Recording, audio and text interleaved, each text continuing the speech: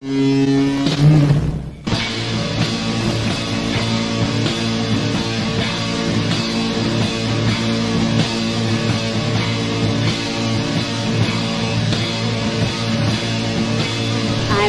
Morris with the NSA. We have identified some very, very interesting anomalous type of aircraft. Traffic is quite luminous and is exhibiting some non-ballistic motion. Over. Move very rapidly at any speed or whether any direction it wanted to go. Fly could change and go to the right or the left or go crossways without hesitating a bit. What do you think it was? Well, if they call it a flying saucer, that's what it is.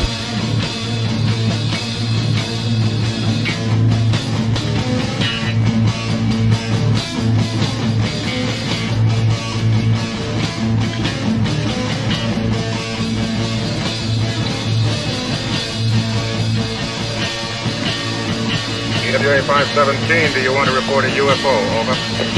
Negative. We don't want to report.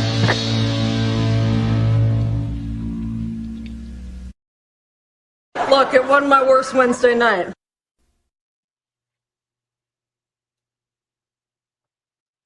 Good evening, everyone. This is Smiles Lewis. Welcome to another live edition of Anomaly Now, straight out of Austin, Texas. This is the usually weekly, live, news and media roundup for the 501c3 nonprofit Anomaly Archives, aka the Scientific Anomaly Institute. You can find out more about us at anomalyarchives.org. Just want to apologize for missing last week's show. I had really been excited to talk about this craziness happening around the world, but particularly in the northeast part of this country. Of course, I'm speaking of the New Jersey, the northeastern America drone zone, drone flap, drone madness. Have tons to say about this. I'm going to try to make some sort of sense. I've had a long time interest in remote controlled aircraft, radio controlled aircraft, and then eventually we started calling them drones. I have a fond memory of being up in San Antonio on the outskirts, driving with my dad, and back then he still had CB radio in the car, police radio, and as we were driving by RC airplane airport, we could see the little airplanes flying around. I was looking at him, and he's like, "Hey, watch this!" And he tapped his receiver, the mic on the radio a couple of times, and with each tap, you could see all the aircraft in the air suddenly drop, as if their signals were being interrupted, and that they were suddenly, going in different directions than they had been previously because the person directing them had temporarily lost control of them. Those are old style radio controlled drones.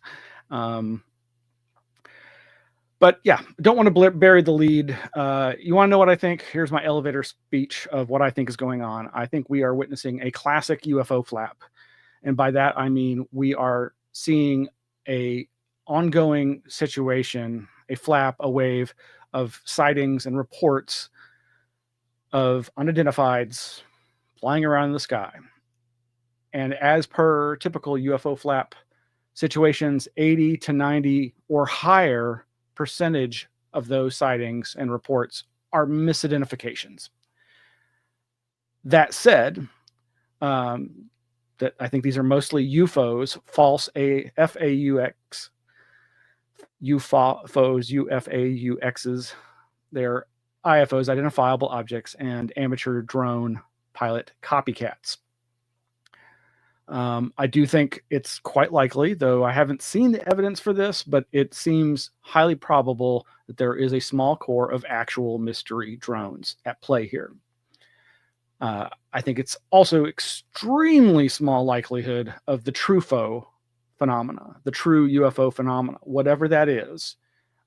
So far, I don't feel I've seen or heard any reports that fit that description, but maybe there's that 1% or less. Which leads me to wondering if, are we being blue booked? Are we being blue beamed? We'll get to that.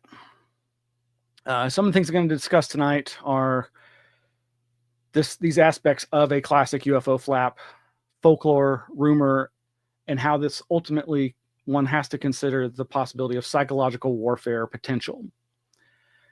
It comes down to asking ourselves, is this a natural and organic panic flap or an artificial UFO, false UFO, astroturf bot psyop? So, and then I'm going to talk about the history of my interest in past reporting on this. But before I do that, I'm going to share with you just a reminder that 2 weeks ago, when I first talked about this situation, this guy had to be mentioned. And while I'm not going to go any further than this reference to the past show, it's important to know or to consider how this person, Cliff High, and his WebBots predictive linguistics process really seeded this situation where people were expecting some sort of alien invasion, a melee in the sky, as he described, a fight between the truthos and the UFOs, the false UFOs and the real UFOs. Hopefully we're still streaming. It just everything went wacky for a second. Anyway, as I said last time, Cliff High is an anti-Semite. I don't know how racist he is, but he can't stop himself from dropping the racially specific international banker conspiracy nonsense. And so I don't really want to talk about him any more than that. We have a page of links relevant to him and evidence of his saying these sorts of things.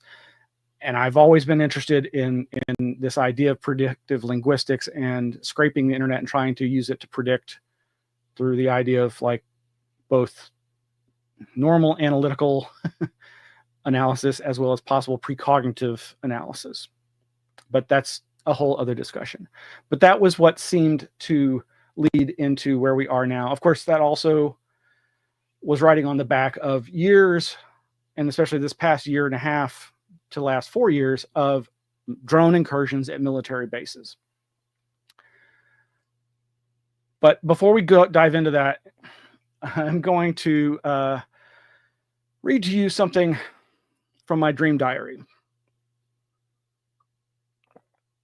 On the morning of December 7th, I woke and wrote down this dream. The drone UFO hoax above the archives. We're on a mountainside and we see a military jet soaring above and past the top of the archive building where I used to work, hidden among some trees, the building. The jet slows as it banks above the building, and it appears to hover and transform between a very recognizable saucer shape and a different kind of jet fighter than it originally appeared as. As we all point and watch, the UFO drone plane swoops closer to us, behind and up the mountainside to the now right behind us archive building where I worked for 22 years. This is not a real landscape.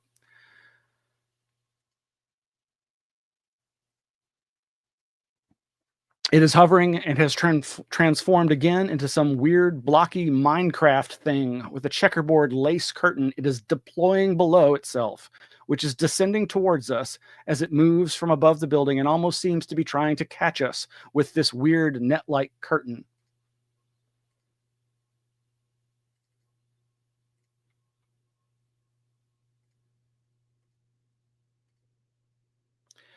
We are freaking the fuck out.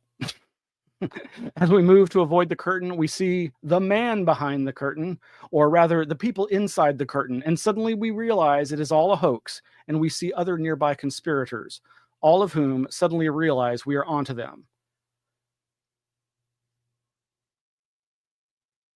I charge at them angrily, expressing how terrified they made us all. They seemed perplexed at our anger. It was just a joke, man. A playful joke.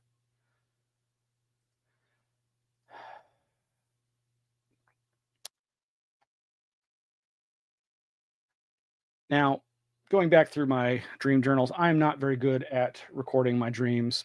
This was a period of time that week where I was really able to recall a lot of my dreams. And when I searched recent logs, I only found one other reference from September of last year. Very brief, not relevant necessarily to any of this, but just the fact that it mentioned a drone. I wanted to mention this. And all it says is sick AJ, as in Alex Jones. Drone soul hovering above stone fort with death symbols abound. Dia de los Muertos skeletons, protests, strikes. Eating migas across from dead mat from the wheel of time. Sobbing as I say, why does everyone die? And waking up crying. Now, back to my history of interest in these, in drones. You know, it goes all the way back to pre-2000, last century, you know, when I had created the website UFOU Visible College, and I had a subpage on RPVs, remotely piloted vehicles, UAVs, and microplanes and devices. And yeah, I was already trying to catalog all the variety, and it's just, there were so many even then, it was impossible to keep track of all the different types of unmanned aerial vehicles. We weren't really calling them drones so much back then, or even little cockroaches and ladybugs that were being microchipped so that they could spy on us all. Yes, I was very concerned about that, but it was mainly out of just the knowledge that, of course, these things can be hoaxed. Of course, we need to know about these sorts of things in order to better discern true UFO phenomena. As I continued my interest in this, a lot of it had to do with post 9/11, the fear and paranoia surrounding the events of September 11th, 2001. And out of the ashes of that, of course, were born the newspaper published by my friend Russell Dowden, APT, Austin Para-Times. And in issue 2 of that magazine, I wrote the following editorial. Letter to the editor. Flash, APT editor abducted by aliens? At 11:30 p.m. CST, Monday, April 8th, 2002, APT staff received an urgent email message from our humble editor. He's not been seen or heard from since. I've just seen a UFO. I had just been talking to someone about not spending enough time outdoors, so I decided to go outside. As I was stepping off my front porch, my attention was drawn to the new police copter circling in the sky, apparently over towards Riverside and Congress. Have you noticed the increased helicopter activity over Austin?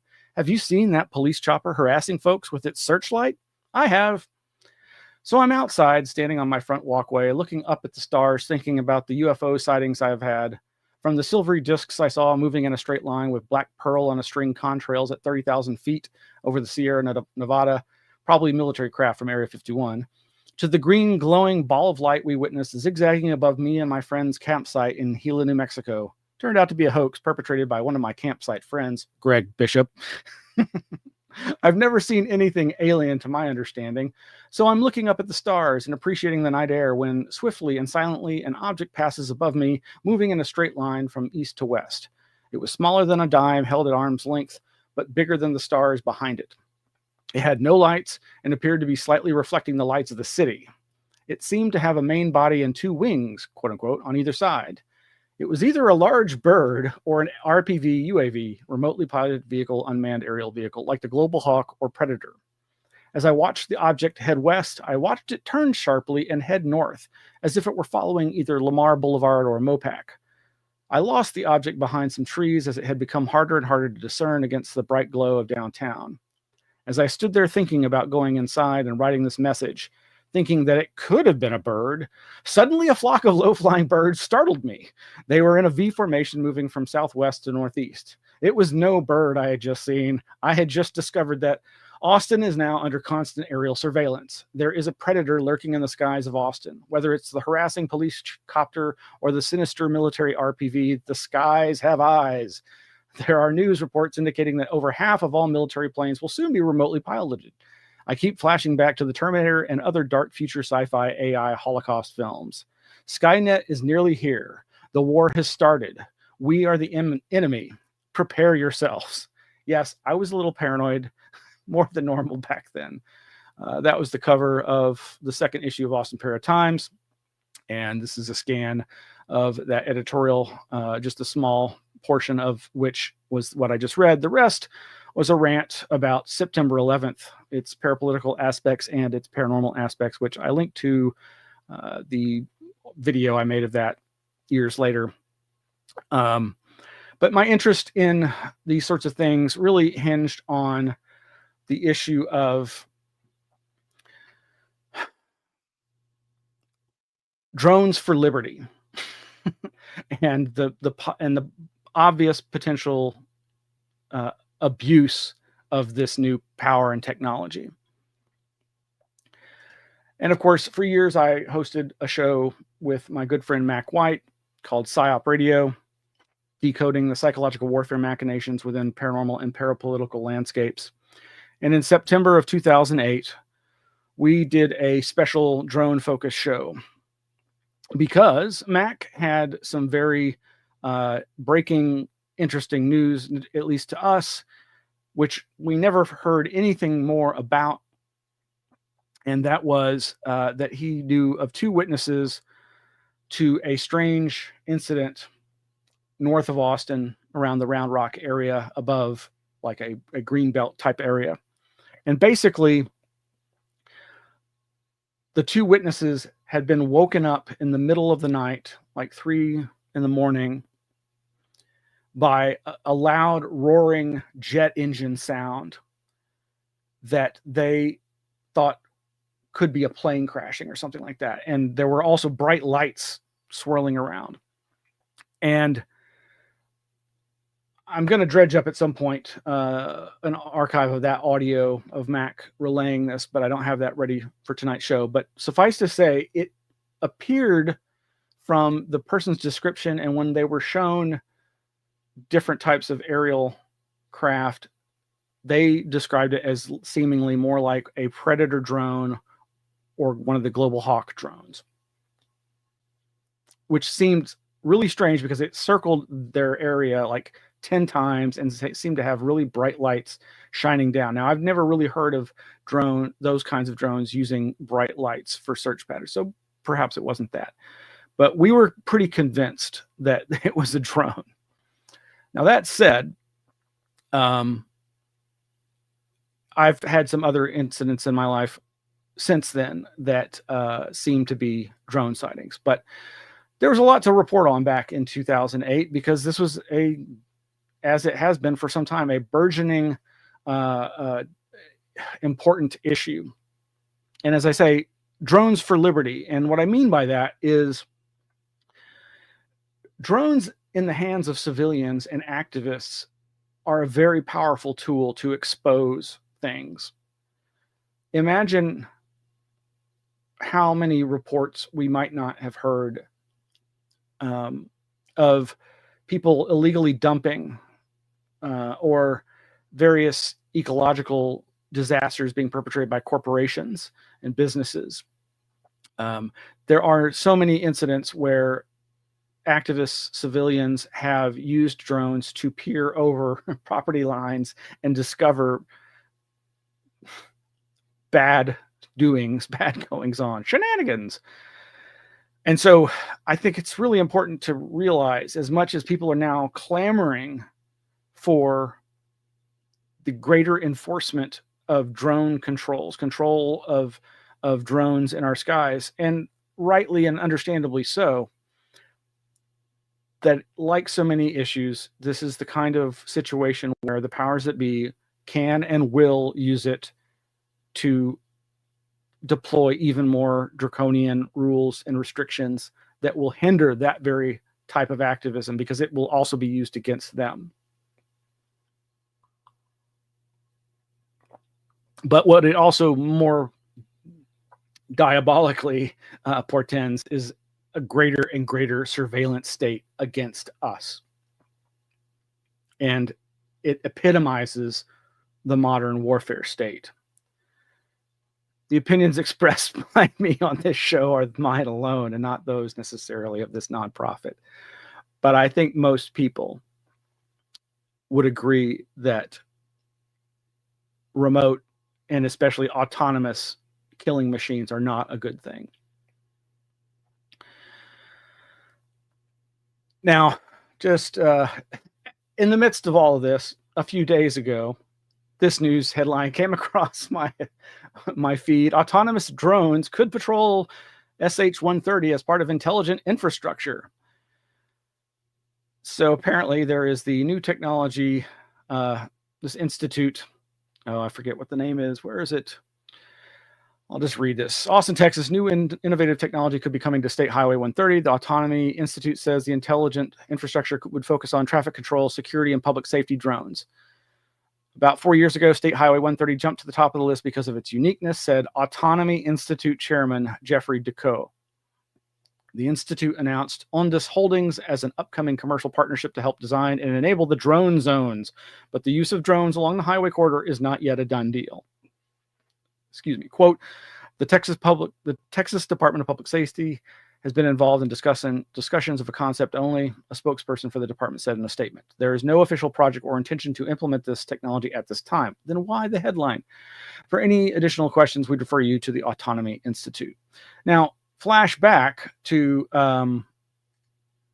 what I was saying about the PSYOP radio show. Among some of the other headlines from 2008, federal actions needed to ensure safety and expand their potential uses within the National Aerospace System. This is for unmanned aircraft systems. That PDF is still active. Harder to find are these archives on unmanned drone on Long Island sparks terror investigation, wherein a apparently Egyptian hobbyist was designing, I believe, a jet-propelled drone capable of carrying 600-pound cargo. Yeah, that caused quite a bit of stir, and they were flying it around, and people saw it and called attention to it, and fairly quickly they figured out who it was and where he was and caught the guy. Now, they didn't ever, as far as I know, ever indicate that there was any potential terrorism involved, but the potential there was certainly there with that capable of a drone. Other headlines that are relevant to the more recent one I was just reading, report finds new concerns for police use of drone aircraft. There were several articles coming out of Houston who were on the leading edge of this. Houston police work to address drone safety concerns. Pilots worry HPD drones could cause danger in air. Local 2 investigates police secrecy behind unmanned aircraft test. There was a lot of secrecy at the time. And let's see, there was this other one. Oh, yes. Houston, Texas to deploy UAV speeding ticket drones. So, yes, it's taken quite some time. I'm not aware of this having ever actually been really rolled out, but they were pushing for it all the way back in 2008. So keep that in mind when you hear more and more about this drone situation. All right. Moving right along. Where is the other batch of links?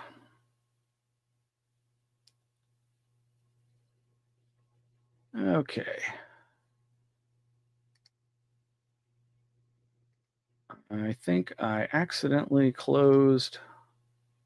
No, here we go. Okay. So we have over at the anomalyarchives.org website a big page. Obviously, we can't put all the links. I'm trying to be as discerning as possible and just put stuff that I think is relevant to this idea, broadly speaking, of mystery drone flaps. Or as Wikipedia has recently reclassified them as the Northeastern United States drone sightings wave of 2024. 2 weeks ago on the previous show, I mentioned how this was really making me think about the warnings in the Robertson panel, the CIA Robertson panel back in the 1950s about UFOs not being a direct threat to national security, but could pose an indirect threat by overwhelming standard military communications, or in this case, local law enforcement communications or political channels. I mean, I'm very curious. It seems like a lot of folks haven't actually had this drone nonsense. It's not nonsense, but this drone story cross their news feeds. And that really surprises me because, of course, I'm totally enmeshed in this and been diving into it and looking for it.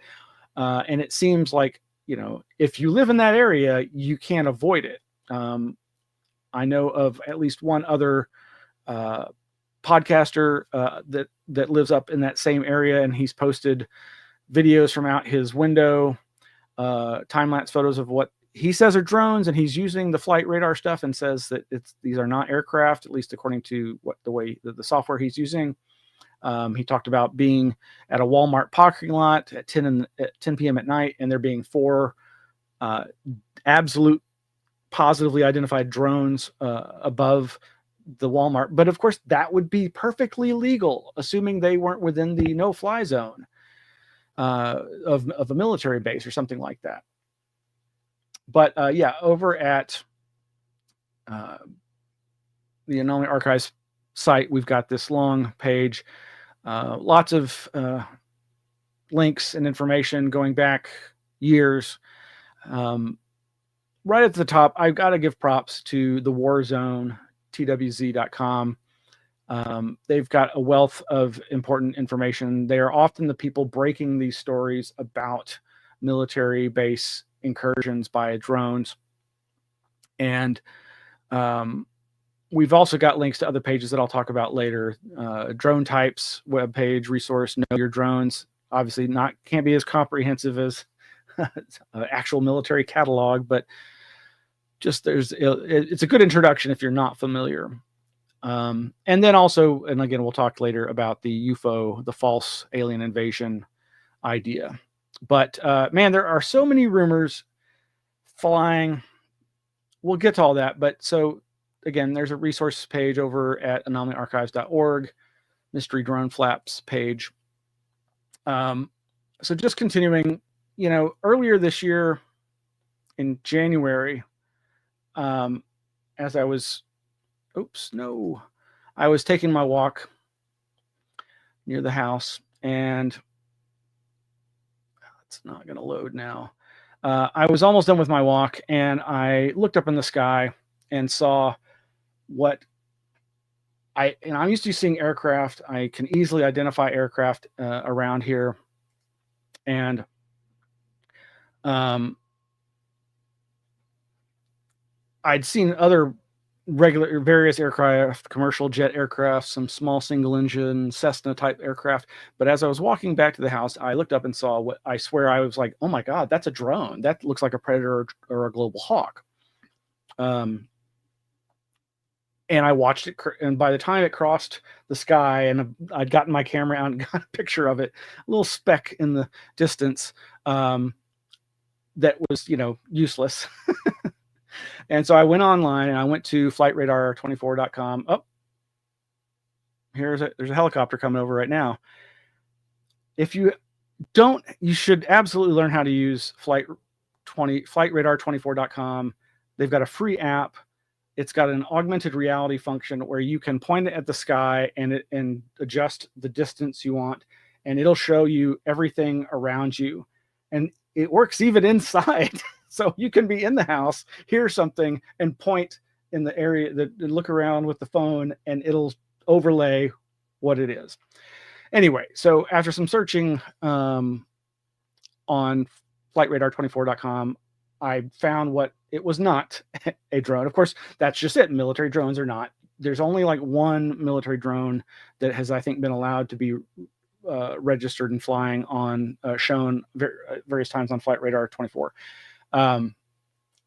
But it was a small jet engine aircraft, and it was really hard to track too, because it was so much faster than everything else and just went right over South Austin very quickly. And Here it is down here. As it was, I took a screenshot as it was flying over Kyle, and eventually it flew down south to South Texas to the valley and landed. And when I looked around for airfields, it wasn't actually landing at the local airport, which seemed odd. But the place it landed is like a known border patrol town where like there's lots of border patrol activity. So I assumed it was somehow related to that. Who knows? I don't know. But that was a quick attempt at figuring out what I was seeing.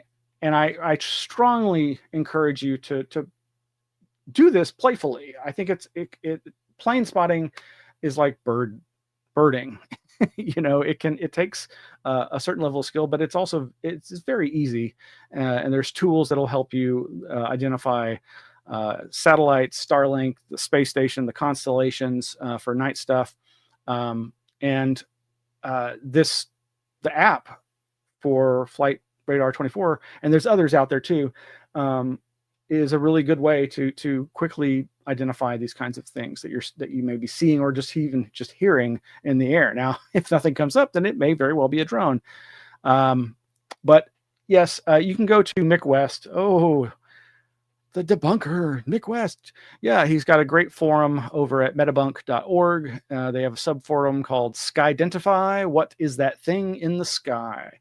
Where he and others post information about sightings of things seen and try to identify them. And I think they do a really good job of this. And while I don't necessarily agree with all their determinations, I think it's a good place to start. If you think that you've seen something, they've probably already got a thread on it if it's gotten any media attention.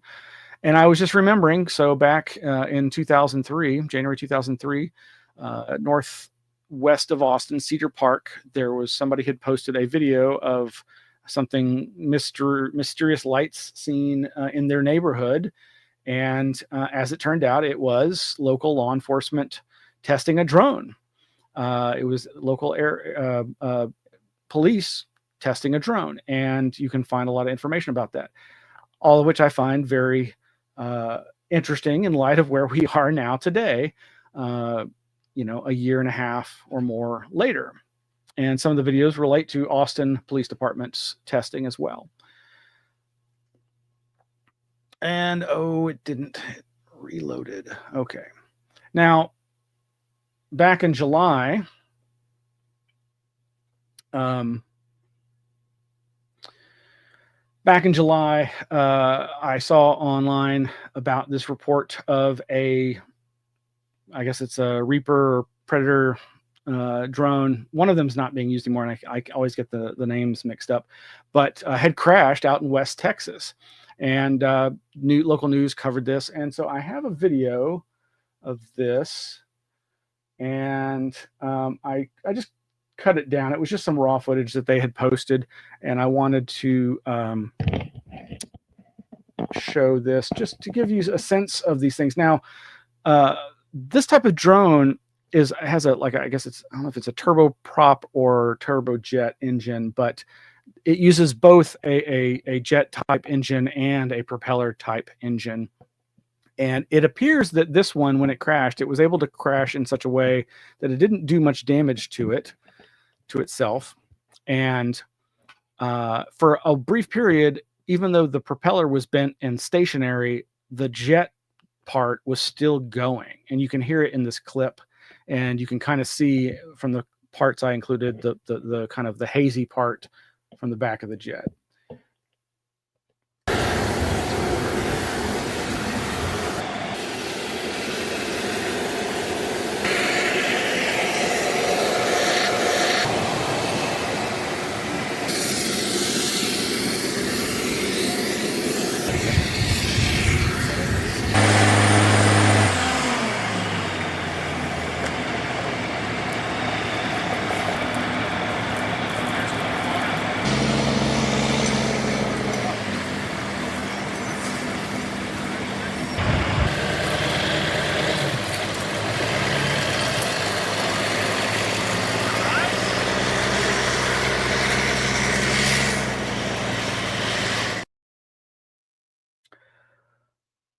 So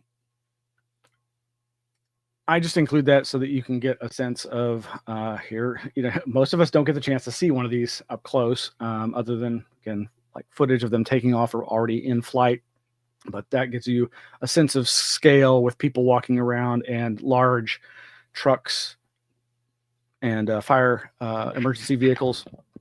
But yeah, this was from back in July of this year. And so like I mentioned, over at the Anomaly Archives website, we've got drone types webpage, Know Your Drones. Obviously, again, it can't be comprehensive, but just has a lot of stuff I've accumulated over the years related to this. And we've got links to tools for identifying aircraft, like I mentioned, the Flight Radar 24, Skytrack, and there's some others out there. I think there's one called Nav Radar.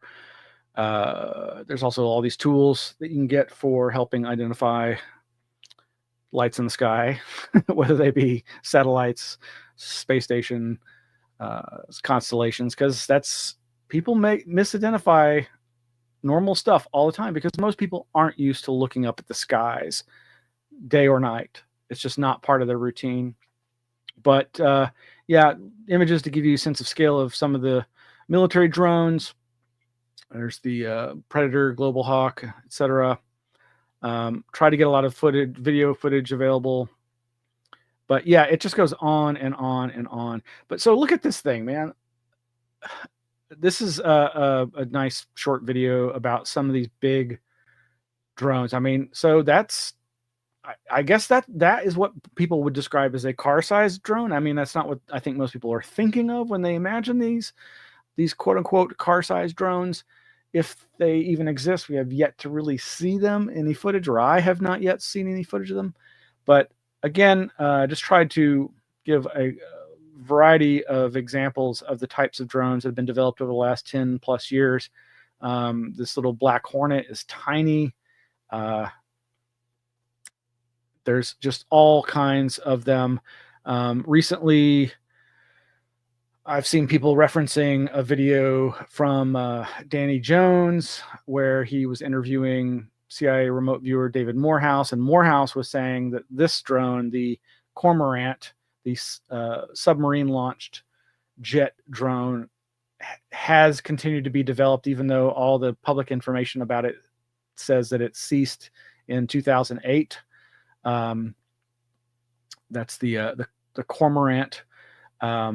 It would be launched from the ocean, fly around, and then would return home, dive into the water, and then be retrieved by another remote sub and reloaded onto the launch vehicle. There's another Cormorant that was developed by an Israeli company that's a drone ambulance to pick up casualties. And I first started hearing about this late 2000s we reported on it, I'm pretty sure, on one of the PSYOP radio shows.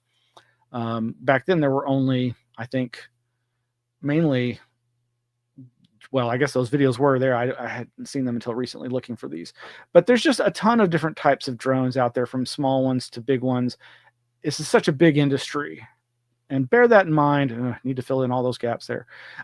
There's just so many of them. There's no way to document them all. But a lot of them are very easy to launch and are likely, I would think, if there are military drones over New Jersey, they're likely some of these, and not necessarily what you're thinking of, most people think of in terms of quadcopters. This one particularly, the VBAT. It's a VTOL launch. It launches vertically and lands vertically, but it flies like a regular fixed-wing aircraft. And I suspect that one. This one also has been giving a lot of references to people who think that there's something to the radiation detection hypothesis about what's going on. We'll get to that. Anyway, but on to the aspects of this as a classic UFO flap. I really want to thank Jeff Knox, who on his Blue Sky account and elsewhere posted links to stuff that I had not thought of in many years, from the Contemporary Legend Journal circa 2002 is this article by British ufologist David Clark. Phantom helicopters, a rumor-generated visual epidemic.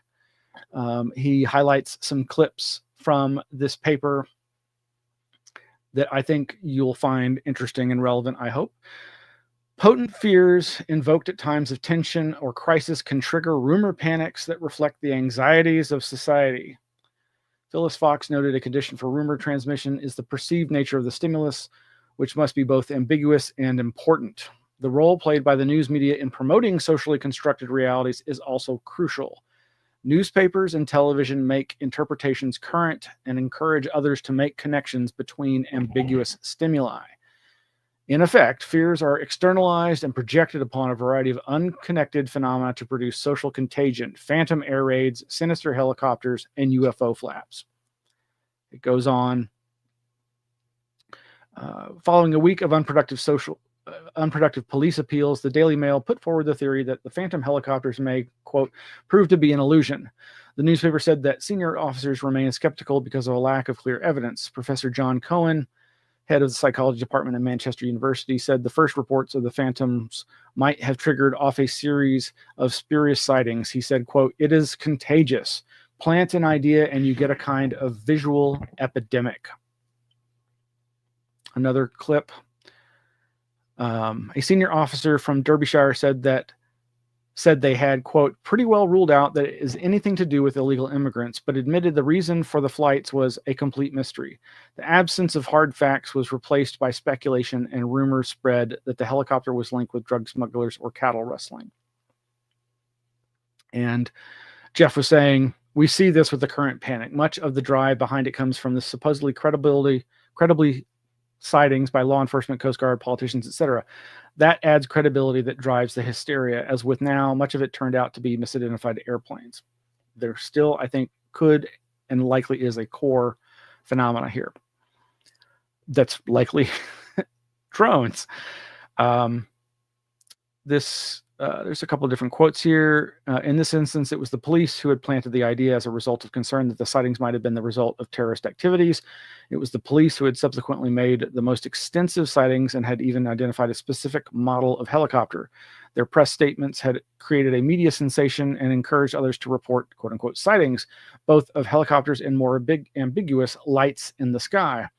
This policy appeared to have backfired when, late in January 1974, the police triggered a visual epidemic of poor quality reports, many of which appeared to relate to bona fide aircraft flying to and from Manchester's International Airport. There's more there. Thank you, Jeff Knox, for reminding me of this. Now, he does go into what was also, he was expressing frustration during our last show about people moving into the area of talking about mimicry. Mimicry by the UFO phenomena has long been a hot topic that obviously creates controversy. Journalists like John Keel, researchers like Jacques Vallée have long suggested that there is an aspect of mimicry, and hopefully, well, actually, I maybe I should jump back to this if I can. Yeah. So back on the mystery drone flaps page, I included references at the very bottom to some of the more exotic ideas that that overlap with this idea of mimicry. Again, I don't think that's what's going on here. I think the mimicry happening is simply misidentification. But as a nod towards the possibility of there being a true UFO phenomena possibly here, I include these links on that page, links to the Anomaly Archives page on Mystery Hums, which also dovetails with AHI, anomalous health incidents and brain injuries related to the idea of what's been called the Havana syndrome. And I was recently reminded of the work of Kit Green and Gary Nolan and others in their analysis of the brains of experiencers. And back in April of 2022, there was an article headlined variously, former CIA officer reveals military officers have suffered injuries after encounters with UFOs. They woke up burned or injured. Top brain expert and ex-CIA officer reveals hundreds of military servicemen suffered brain damage or symptoms of mysterious Havana syndrome and even death after encountering UFOs.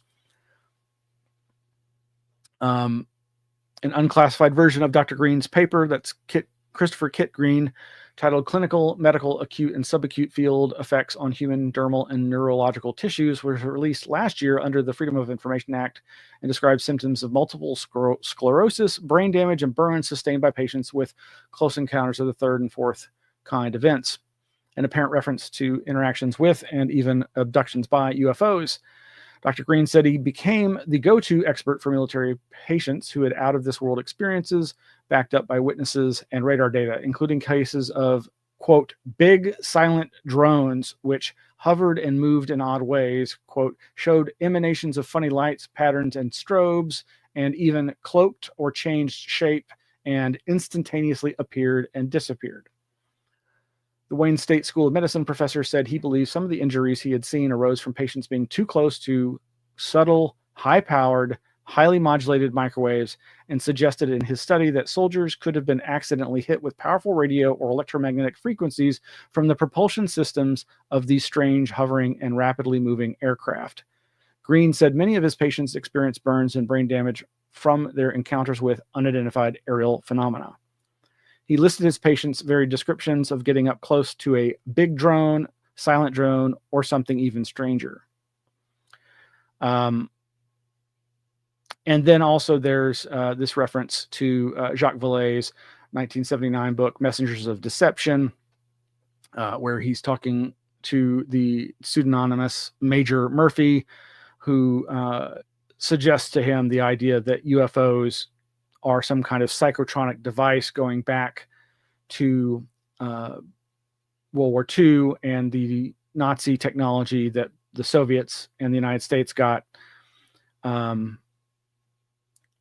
the idea there, there's a lot of different ideas here, but the idea of psychotronic technologies are electronics and electromagnetic wave and radiation technologies that can affect human perception and physiology. And he basically, Major Murphy suggests to him that maybe they were like, well, this isn't a good weapon, but boy, does it confuse the enemy when you fly it over their troops. Makes them see all kinds of crazy things. Anyway, that's all there as well.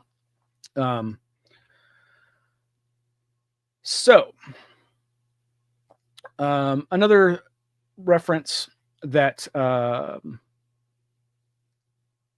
Jeff Knox reminded us of is this book, UFO Phenomena and the Behavioral Scientist.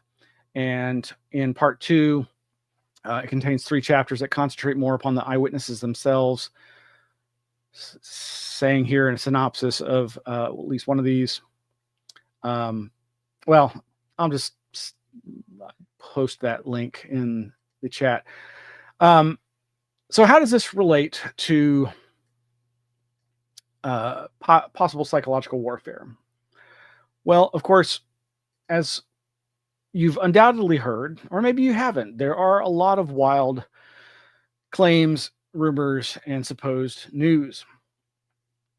Headlines like Biden admin official offers reason for mystery drone sightings. Newsweek reporting, quote, Department of Homeland Security Secretary Alejandro Mayorkas on Sunday suggested that a rule change by the Federal Aviation Administration in September 2023 may be one of the reasons for the reports of drone sightings at night in the Northeast country.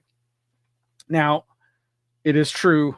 There have been these various changes. And again, this just kind of gets to this other aspect of this, and maybe it's really the main intention, if there is some shenanigans at work, is, the United States has been on the verge of banning outright the sale and use in the United States of DJI drones, one of the most popular drone brands, manufactured in China. A lot of state agencies, at least here in Texas, I believe, have already banned the purchase and use of them, out of the fear that because they're owned and or manufactured by Chinese military or corporations, corporations, that there's a national security threat potential there. And so it seems like we are practically on the verge of that. And this kind of scare could end up going in that direction, or it undoubtedly will bolster that. But we've got links to those articles and regulations. But it is. I've heard some news outlets claiming that it's illegal to fly drones at night. That's not true. Mayorkas, I think, and others are implying that rule changed in 2023 and that previously you couldn't fly at night. But I'm really unclear about all that. I'm not a licensed drone operator, nor do I have a drone that I fly. But the more exotic claims are, of course, of special access programs, the idea of some kind of a drone corridor that was established last year near where this drone corridor of activity has been occurring, but different. And in the most recent Pentagon Press Secretary conference with Pat Ryder, this was even mentioned. Have clips of that. And other articles like New York Post and elsewhere are reporting security experts share startling theory about who may be behind mysterious drones in New Jersey and why. So here are a couple of clips from that very recent military press conference. AP, Tara. Thanks, General Ryder. So back to the drones. Can you unequivocally say that none of the drones that are being spotted are DoD assets or something that's being tested within the Defense Department? Are all of these either civilian or otherwise, but just not Department of Defense drones? You're talking about the drones in New Jersey up and down the... Yes, they are not DoD assets. None of them are? To my knowledge, none of them are. Okay. And are there any sort of experimental programs going on where maybe drones are being tested that... To my knowledge, no. Okay. What about the ones that are flying over military bases at this point? Have there been any possibilities of collecting what sort of information these drones are doing or anything like that? Yeah, again, just to kind of put this into context, and I know that our colleagues at the White House, FAA, DHS, FBI have all made this point. So over 1 million drones registered in the United States, and on any given day, approximately 8,500 drones are in flight. And so the vast majority of these drones are going to probably be recreational or hobbyist. They're going to be commercial drones, used in things like architecture, engineering, farming, or they could be used for law enforcement. Is it possible that some of those drones could be up to malign activity? It's entirely possible, but the vast majority, that is not the case. And in the case of drones flying near or over U.S. military installations, that in and of itself, just given the volume of drone flights we see on a given day, is not something that's new. We take all of those seriously. We will typically, when we detect them, attempt to classify them and take appropriate measures. Is it possible that some of those are surveilling? Absolutely. But can you make that assumption in every case? Not necessarily. So in each case, commanders have the authority, installation commanders and authorities have the authority to respond appropriately, and will continue to do that. And one other clip that's relevant to what I was saying about the drone corridor.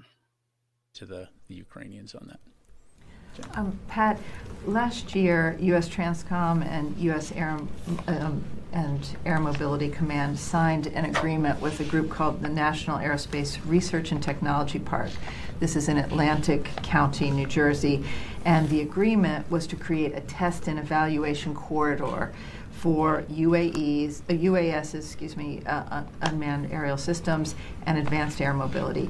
Is it possible that these drones that are being seen in New Jersey are part of that corridor that was created a year ago to test these kind of drones and unmanned systems? Yeah, and I know you're not going to be surprised by this, but I've had some of your other colleagues reference that press release. I did check with the Joint Staff to see if that was possible, and again received confirmation: no military operations, no military drone or experiment operations in this corridor.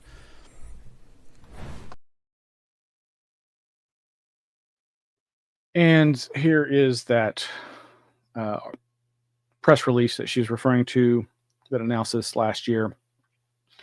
So it's just very strange. And there are a number of experts suggesting that this is some kind of drone testing.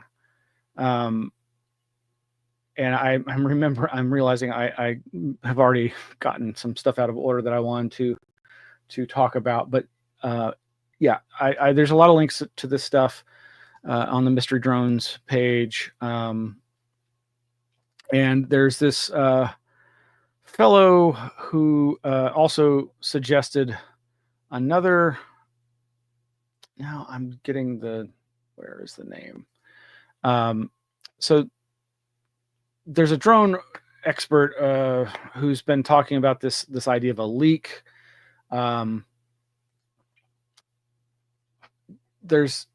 Because of these things flying the way they are, mostly at night, with lights, in what would seem to be a legal way, except when they're, of course, going into restricted airspace.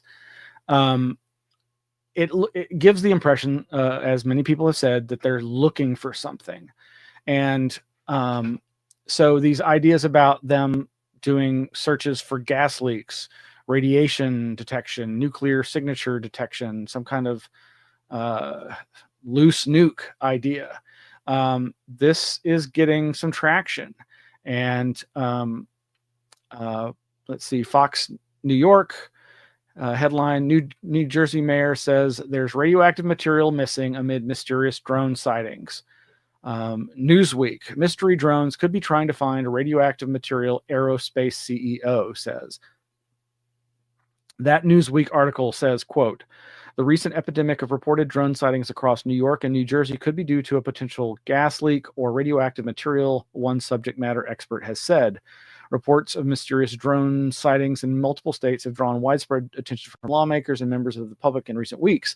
John Ferguson, the CEO of Saxon Aerospace, a drone manufacturer in Kansas, weighed in on the topic in a TikTok post that has gone viral. And I've got the link there. You can check that out, where he goes into about an 8-minute video explaining his perspective on this. And here is the link to the U.S. Nuclear Regulatory Commission. There's reports of a nuke, possibly some kind of nuclear material being smuggled out of Ukraine, but there's also this, which is highly unlikely to be related to, I think, a dangerous amount. But at the US NRC site, event notification report for December 13th, there's a lot of radioactive material that's used for imaging purposes in medical practices, and it's highly regulated and it is tracked meticulously. And when it goes missing, it's a big deal. And that's what we're getting at here. Now, I find it interesting also, just as a random connection, like, there does seem to have been an uptick in like these home explosions caused by natural gas leaks, particularly in the Northeast, where there are colder winters. And it just seems like, I think there was a couple of weeks ago, there was like 3 in one day. I think there was one just the last couple of days. They probably happen a lot more frequently than we hear about. And if you didn't want to alarm people, okay, I guess it makes sense to do this stuff at night. But again, I don't know that any of these are realistic interpretations. Now, let me get to, I think, the thing I missed. Where is that? Sorry, folks. Where is the other? Dang it. Too many tabs. And yep, I am not finding it. Where is that? Here we go. So from Fox7Austin.com, Texas drone expert believes government is behind mystery flights. I'm not going to play the whole video, but I got a couple of clips from this. It's interesting on a number of levels. Let's see if I can play these in the right order. And I think that there's probably a military contractor that could be testing equipment, especially since most of the operations are at night, and they're all well lit. So it's not like they're trying to really hide anything. The flights could be an adaptation of swarm technology when clusters of drones are used for things like holiday light shows and sporting events. They're either testing swarm detection, or they're going to be testing jamming or some sort of counter drone, something of that nature. But I think it's going to be the government. Thinks it's going to be the government, that it's going to turn out to be the government. A couple other clips that aren't necessarily directly related to this. Maybe they are. I forget. Just so turned around the last few days and weeks. See that some of these sightings may be copycats or even part of an organized hoax. 2 years ago, a report of UFOs over Round Rock circulated on social media. It turned out the so-called witnesses were part of an elaborate hoax. Robinson debunked the claims then and anticipates more trickery now. There's probably going to be a bunch of pranksters out there trying to, do Santa Claus and the sleigh and all that good stuff. All that good stuff. This reminds me, so in 2022, we weren't doing the weekly Anomaly-NOW show, but we were still reporting on our Anomaly Archives e-newsletter about the very incident that he references there, this 2022 Brushy Creek, Round Rock, Texas drone incident that I expressed suspicions about. Now, the journalist there says that this Gene Robinson debunked this case at the time. I've looked online. All I know is he's quoted as saying it's probably drones. Somebody had suggested that there might have been lasers involved to make because basically this was an alleged multi-witness, multi-perspective video incident, which of course is very exciting. Those almost never happen, but there were several things there's one particular clip that made me think that part is CGI. And I think it's the part that he was suggesting seemed like it was a laser, but as he says, there was no cloud cover or anything for the laser to be seen on. Yeah, I looked back through the reporting on that incident and I couldn't find anywhere where Gene Robinson, the expert that they were just saying, who quoting as saying that he thinks the New Jersey thing is going to turn out to be both copycats, but also the original core sightings to be a military contractor. Again, experts are just experts. They're just humans. They make mistakes, and you can take their perspective with a grain of salt, but sometimes they have insights that the rest of us don't. But I just found it interesting that they referenced this, and I had not seen any follow-up on this, but I was very suspicious, and I think some certain news people that I will not name that were involved in this fun little hoax. Anyway, there's a page for that sighting on the Anomaly Archives website, Brushy Creek, Round Rock, Texas, September 2022. Drone sighting incidents. So moving right along, was there other? Okay. Now, before I get into the psychological warfare thing, I know I started to talk about that and then veered off of it like a drone. Some of the best resources I found, of course, I mentioned already the War Zone, twz.com, as well as there's a couple of videos that I think are really good. Let's see. From this one, none of the New Jersey visual drone sightings have been corroborated. White House. Now this press conference by Kirby has gotten a lot of people's feathers ruffled because he basically was saying it's all misidentification, but he then later was like, no, I'm not saying it's all that. I'm just saying that mostly that. But you know, I maybe this article or maybe it's another one, but I've seen reports that the authorities are claiming that they have received and gone through over 5,000 reports, but only 100 of them turned out to be anything significant or anomalous or an actual drone. That's 1%, I think.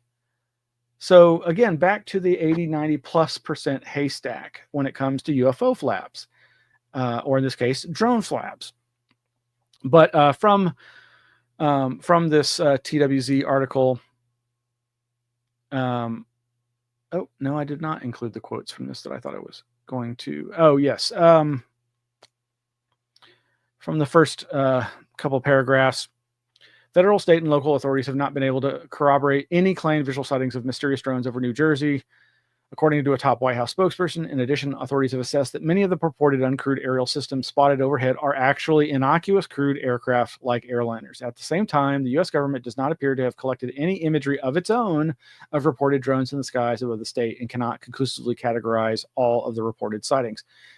It's a Herculean effort that we can't expect them to accomplish.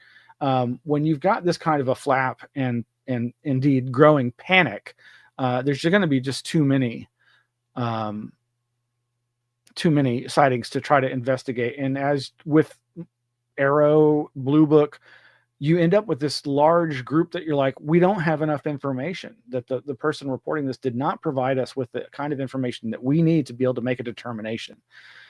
All this underscores the war zone's previous reporting about how there may still be a credible national security issue unfolding, but the discourse around the situation has been blurred heavily by hysteria, fueled by poor government messaging, yes, as well as social media accounts, and major part of the mainstream media that are propagating sightings of typical aircraft and labeling them as mysterious drones. Yes, so much of this can be laid at the foot of the mainstream media.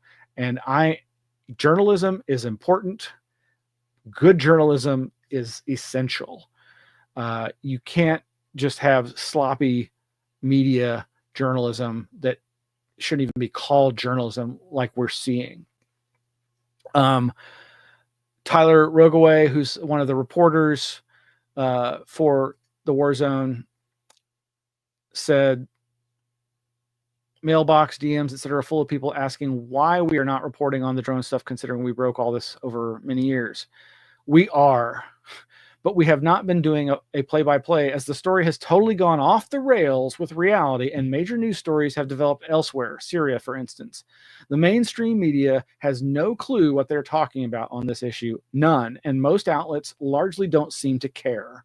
Local officials are very poor sources in terms of quality info on this issue. This is not a dig on them at all. It's just there is not an in-house knowledge base there that understands it, just facets of it, not anywhere near a whole picture.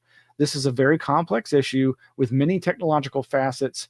You don't just call in a drone guy and get briefed. We have ran into this issue many times. The U.S. government messaging on this has been so absurdly poor and frankly dangerous.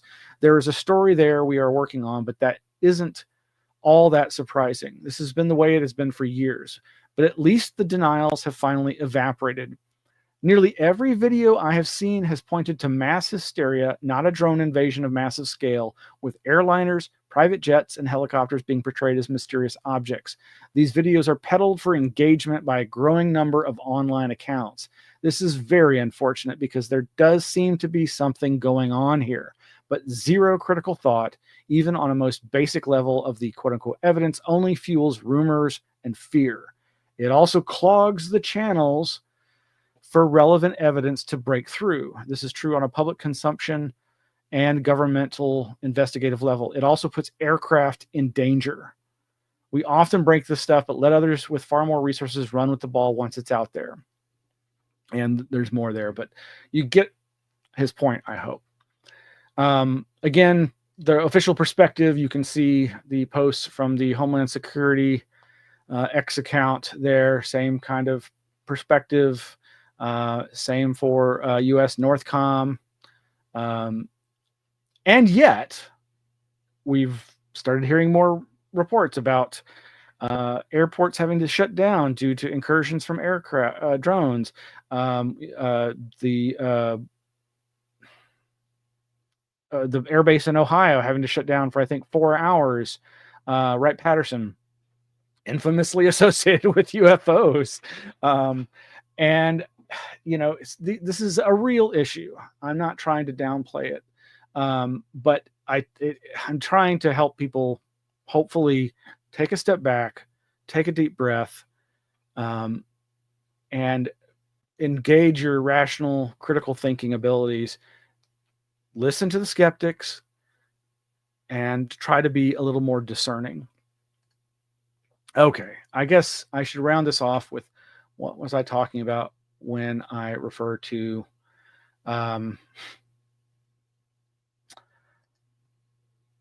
psychological warfare and some of the wackier ideas being expressed. I love wacky ideas. I've lived off of them as soul food for a long time. So there's been these rumors of Radar Guy, who has claimed that this is all a Space Force drill exercise and that there's going to be some big event. And I don't think they say it, but there are shades of references, veiled references to Blue Beam. You know, that fabled fake alien invasion conspiracy theory that I have a warm place in my heart for, even as I know it's complete bollocks. But it fits with what we know about military intelligence operations, psychological warfare operations that involve preying on people's suspicions, fears, and folklore. Meanwhile, there's also these reports of, I keep distracting myself from getting to that, but I want to make sure to try to touch on all of this. You may have seen these headlines that say things like firefighters told to wear hazmat suits for downed drones. New Jersey mayor says this was reported over. Where is that? There's a couple of different news outlets, mainstream news outlets of sorts, patch.com. I mean, they're a hyper local news outlet, but it also appeared in their Belleville Nutley patch incident where, quote, some news reports and internet pundits have been circulating copies of a state level, quote unquote, intelligence bulletin with instructions for people who come across downed unmanned aerial systems. Another headline, this one from The Sun, again, not the most reputable news outlet, but certainly considered a mainstream outlet. Stay away. Fire crews ordered to wear hazmat suits before approaching mystery drones after hundreds were spotted over U.S. skies. Bellevue Mayor Michael Mellum said on Friday that his fire department was briefed by state officials, so here's a named individual, on what to do if one of the SUV-sized drones flying over the Garden State suddenly drops. That guidance does say two different things. First of all, if there is a downed drone in our vicinity, we are immediately to call the bomb squad of our county, Mellum said on Fox News. I haven't seen that Fox News clip, but there you go. There's another mainstream outlet covering this alleged bulletin. And I say alleged because I cannot find any online reference, any online hosting of it by an actual New Jersey fire safety website. Maybe I'm just not looking hard enough. Somebody, I'm sure, will find it. One of you find it. And second, our fire department has been instructed to make sure they wear hazmat suits. Now, the alleged document is titled variously New Jersey Division of Fire Safety, Intelligence Bulletin, Fire Threat Task Force, Intelligence Bulletin 24-1, Recommendations for Encountering Downed UAVs, issued December 2024. You can see that at our website. It's linked there. We have a copy of it. Mostly it's appeared on Reddit and Facebook, as far as I can tell. I have a link to where I think it should appear. And over here at newjersey.gov, in their Department of Community Affairs fire safety bulletins and alerts. Last bulletin was from 2017. That doesn't seem so. Maybe they just don't update their official website in a timely manner. Who knows? But I just say all this not because I doubt it, but because I'm trying to verify this kind of stuff. But it does remind us of a real known document, and that is the FEMA Fire Officer's Guide to Disaster Control, Chapter 13, which I believe is titled Enemy Attack and UFO Potential, that came out in 1994. And which cites Jacques Vallée's book, The Invisible College, which does talk about, issues to worry about, ranging from radiation burns to time dilation. And one of the things I think in this alleged intelligence bulletin is be aware, number 8, be aware that electronic devices and two-way radio systems may malfunction in the immediate area. Now, we are hearing reports, and again, I just don't know how credulous to be, but reports of drone pilots saying that they're amateur pilots trying to get near these vehicles, these mystery drones, and their own drones then suddenly deactivating and falling. That this intelligence bulletin implies the kind of drone countermeasures that if these are some kind of new type of drone that's testing new technologies, that definitely seems to possibly be one of them. There's also been a whole bunch of spurious claims of drones not even getting off the ground in New Jersey, but that seems more likely to be related to I believe all drones in the United States, not all of them enforce what's called geofencing, but I believe they certainly want them to, which is, again, this idea that they can make it so that you can't fly your drone over restricted areas. So if you're already within that restricted area, that your drone would not even take off and fly. I don't know if what's being described relates to that, but there was also early on this report of drone hovering above vehicle changes the vehicle's clock time. That was kind of interesting. Maybe that has no relevance at all. Maybe it's somebody lying. Maybe it's a hoax. Who knows? All right. Well, there's a lot, like I said, at the Mystery Drone Flaps page. Lots of links to the government's reaction, all the background on all the attempts at creating counter drone effects. But then I tried to create a chronological list of U.S. military incursions, both in the United States. Of course, this is the one. Drone incursions closed Wright-Patterson Air Force Base airspace Friday night. The most recent one from the 15th. The recent drone incursions in military U.S. military bases, joint with the United Kingdom, England, over there, including then in Ramstein, Germany, but also links to drone flaps occurring this October in Sweden that have shut down airports there. But we've had these drone mystery drones in Arizona. New Jersey, of course, is what we've mainly been talking about, but they've also been reported in Pennsylvania and most recently in Texas. But I got to tell you, the picture from this article immediately, to my mind, calls to mind the idea of airplanes that are on an approach to an airport. That's another thing that's been misidentified a lot in this New Jersey flap. And I myself have I have a series of photos I took one night years ago where I saw lights like this, and they're just planes on approach or taking off, landing or taking off at an airport, most likely. But again, maybe there's other incidents here. So this article from the Houston Chronicle, Cron.com, Texas Gulf Coast residents now spotting mysterious drones too. I've been realizing this New Jersey thing was going to spread. The way it was taking on a panic, it's just going to start spreading, and it absolutely has. So there's also been incidents in Utah, allegedly. There's these Department of Energy nuclear facilities news reports that came out in June for previous instances.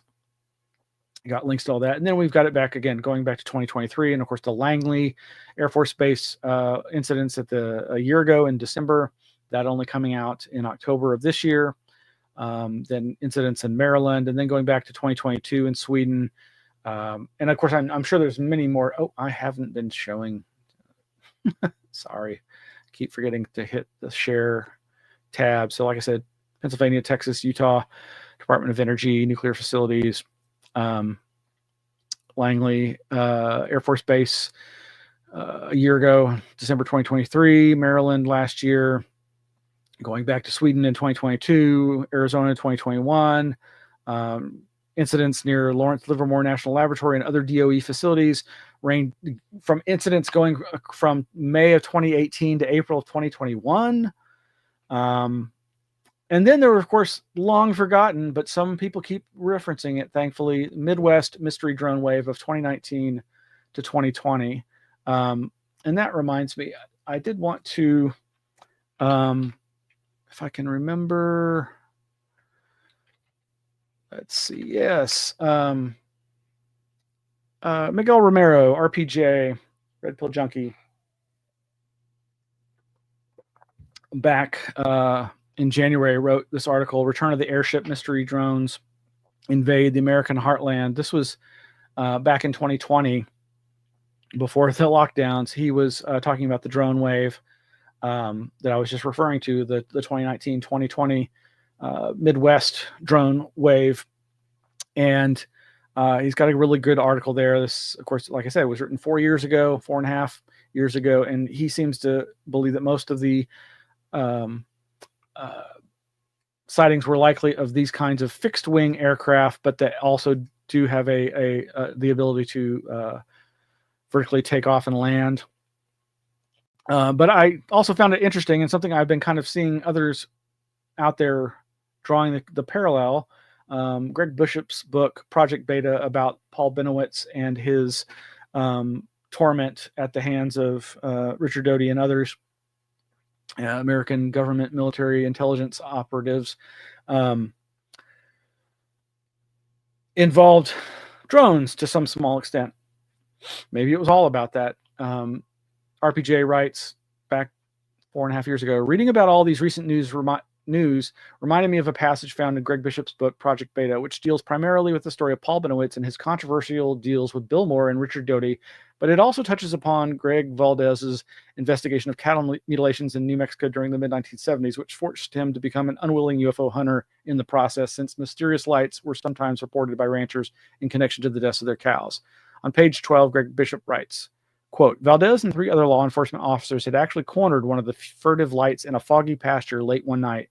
In an area about the size of a football field, the cops surrounded and then approached a glowing, hovering orange light. As they closed the distance between them, the light abruptly winked out.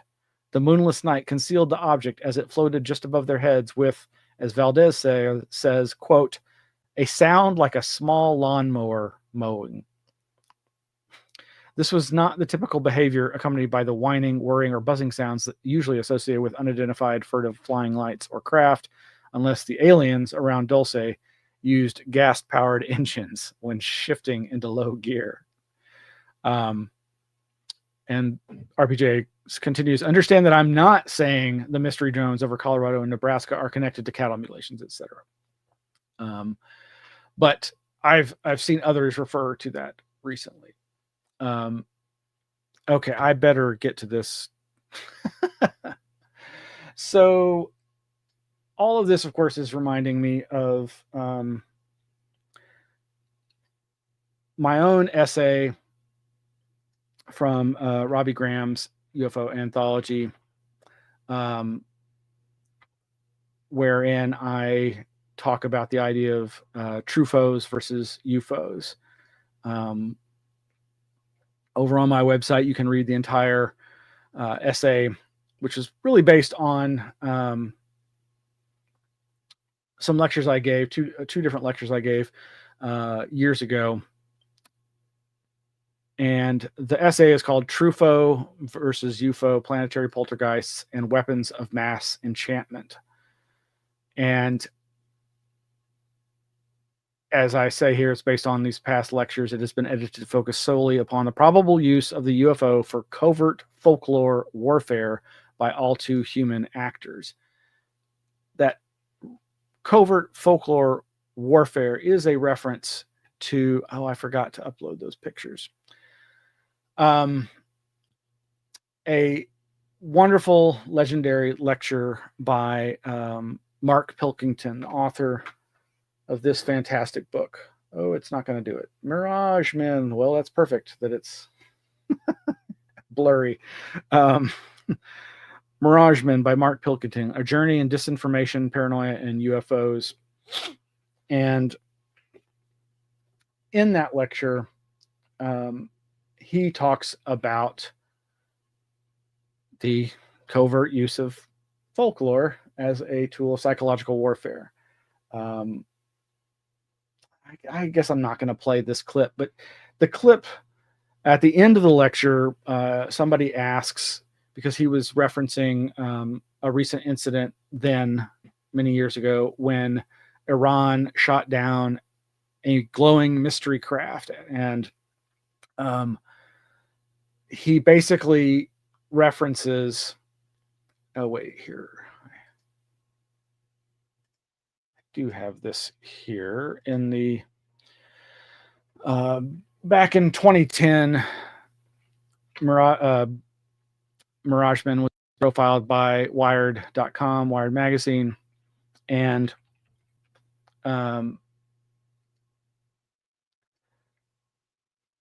the interviewer asked, "What do you make of the recent UFO sightings over Iran? The Iranian authorities even claim to have shot one down last year. The unidentified objects are described as glowing or having lights on them. Do this rule out secret U.S. spy drones?" Mark Pilkington. There was a UFO wave over Iran in 2004 when I first began researching Mirage Men. Many of them, not surprisingly, seen over their burgeoning nuclear facilities. Sound familiar? The Iranian Air Force announced that they'd be having a UFO conference to investigate the sightings, but I never heard any more about that. It's interesting to see how in Iran, just as in the UK or the US, initial reports of lights in the sky will quite quickly transform into more dramatic stories. The second wave of sightings in 2004 involved strange robot creatures with claw arms hovering in the skies. This kind of escalation is a natural part of the folkloric narrative process, though it's also possible that these stories were faked by witnesses or journalists to sell newspapers, or were even planted by Iran's enemies to stir up unease. Bright lights do not necessarily rule out spy planes or drones. Maybe they were there to distract attention from another covert operation, or perhaps the purpose was to generate unease and fear amongst the population with the eventual goal of destabilizing the regime. The U.S. planned to fly ghost planes over Libya in 1986 for similar reasons, though the project was never carried out. Now, what he's referencing there is a book called Deception, The Invisible War Between the KGB and the CIA by Edward J. Epstein. And if I can find, I've got that. Let's see, here we go. It is available to read on Open Library, archive.org. And if I can find the page.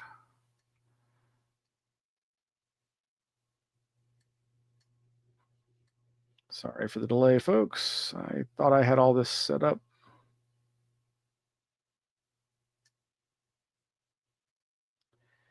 It starts on page 458. Oops, that's not the... I'm sorry. I thought I got it there. And man, it's a long show tonight. Okay, I got to draw this to a close. I really do.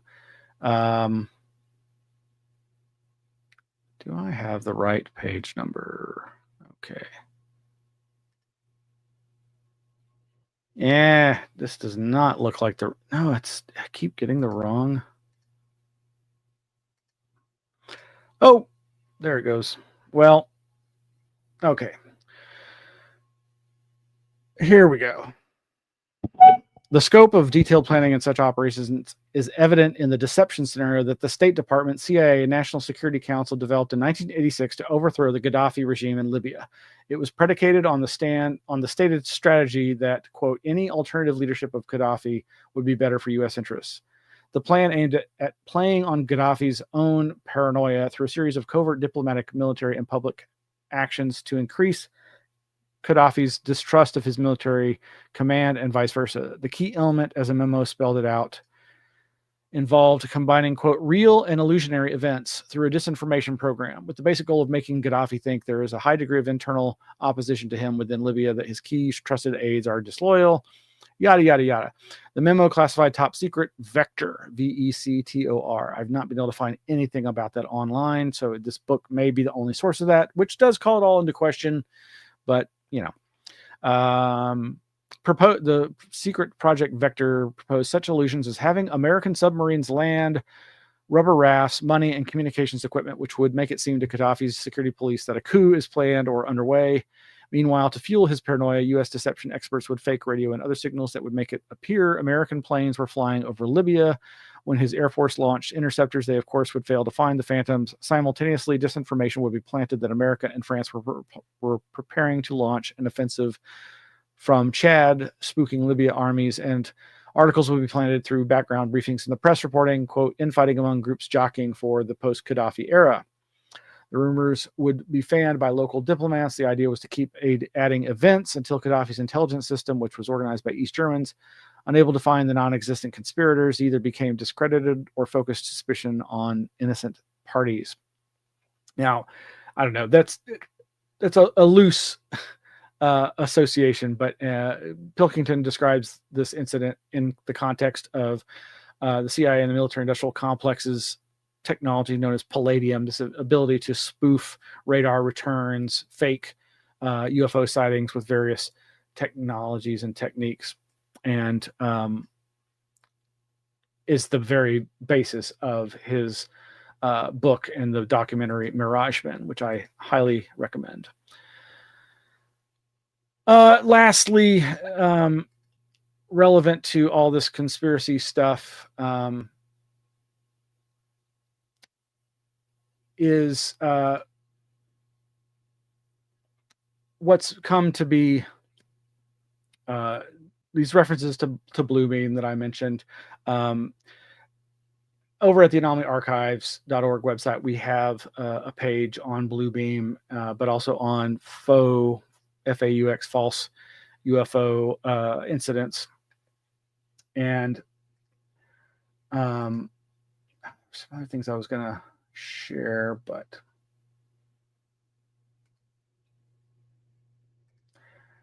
this is really going back to earlier talk of drone stuff. Back in, I think this was March or April, I was at work downtown, and I was at the state capitol going to lunch, and yeah, you're not going to be able to see it there, but right there in the center, there was a drone. I was walking on the north part of the Capitol, looking north, and I just happened to see up in the distance a drone, and I was like, wait a minute, that seems awfully close to the Capitol. Should I be worried? Of course, there's this crane nearby, so I know there's a construction site, and I don't think I took pictures of them, but there were DPS nearby. And but this is just to give you like the fact that, you know, you really can't easily get pictures of them. This was my attempt to zoom in on it. It's clearly a quadcopter. And there it was, more close to the crane. Oh, that's it. Anyway, there you have it. Yeah, so the faux alien invasion, this is an idea that I've long been interested in. I don't know that I'm really worried about it, but I think it's relevant to this stuff. And the best link you can find on this, we've got right there at the top, Alien Attack Unites Humanity, published by Kirk Collins and Claude Folkstrom over at the Saucers That Time Forgot blog. Highly recommend that. It's one of the most comprehensive lists of all the ideas about this. It goes back, it's mostly been in science fiction, this idea in episodes of The Outer Limits, like The Architects of Fear, this very old book from 1959, The Stars Are Too High. There's another book called The Flying Saucer that's about the same idea, this idea of scientists, government people faking an alien invasion to unite humanity against a common foe. Of course, most of us Gen Xers first heard about this idea through Ronald Reagan's multiple descriptions of this idea, that how quickly our differences would evaporate if we all just came together in united against a common extraterrestrial enemy.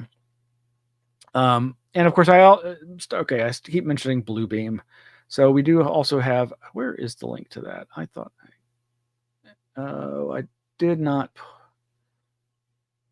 I thought I put it in here. Dang it. Oh, I see. It's probably back at the Mystery Drones page. Bluebeam. Well, maybe it. Okay, maybe I didn't have that. But of course, the idea of Bluebeam, there's been no documentation of the idea of Bluebeam. However, all the things that would go into such an operation do seem to have been developed by these military-industrial complex actors. And you've got folks very concerned about that idea, that somehow what we're seeing with the current drone flap is going to feed into that. Potentially. It certainly feels like it could in terms of the panic that people are experiencing. Okay, I've got to stop. That's it. Thank you all for joining us. Really appreciate you tuning in tonight, and I hope some of this was helpful. Lots of ideas where you can bounce around to. Thank you, folks, for commenting and tuning in. JM, yes, thank you for mentioning the missing radioactive material. At least some of it has been found. I really appreciate that. And Holes, recently heard about the sky projection. Could these drones possibly be this? I don't think so, but again, the Bluebeam idea is figures into that idea potentially. All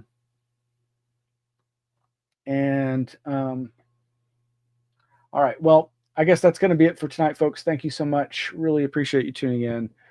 Be safe out there, and we'll be back soon. Good night.